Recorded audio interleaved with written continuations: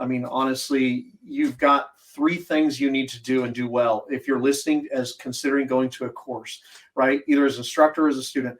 One, you must know the laws of your state well. You must know the laws of your state, the jurisdictions with you're in. Because if you use a gun defensively, you're going to be applied the jurisdiction laws of your area. So therefore, you need to know it as well as the Johnny Cochran who's coming after you.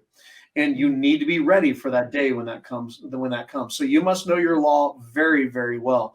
So please go know your law. And that can't be done in most just average concealed carry classes. Find somebody who knows that really well and become a student of that. If you're going to gun and defense, you must know your law as well. Two, next thing you have to do, you have to be mechanically proficient. In fact, I would tell you mechanically expert with your defensive weapon of choice.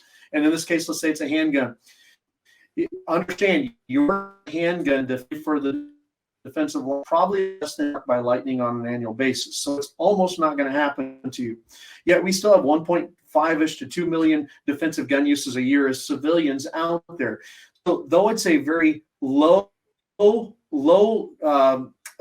probability of happening, it's also an extremely high risk, high litigious situation you might be in. So if you're going to be that person who's going to own or carry a gun defensive life, you must be mechanically expert with that gun, which means that you need to invest in really good, thoughtful, expert training that's out there. Go find good training. You need to know your law well. You need to be mechanically expert with your gun. And that's a perishable skill.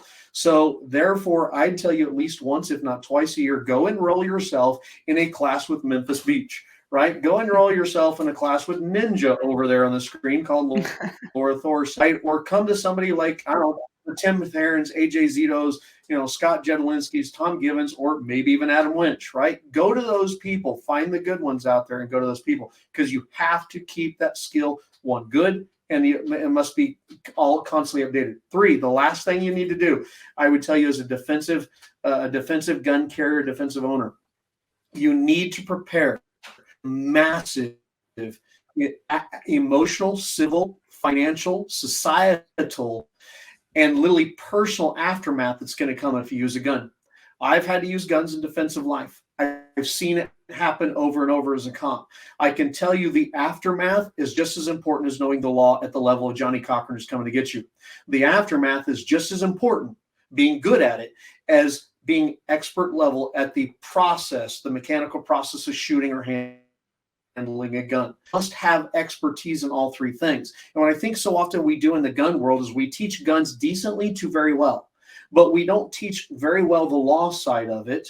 And right. And if we do, we tend to rely on some lawyer to come in and teach the law, who teaches it in legalese that the average civilian doesn't understand. You've got to dumb that down from legalese, because that's not English, right? That's legal. You've got to dumb it down to English so the everyday person, somebody not bright like me, can actually understand it and apply it.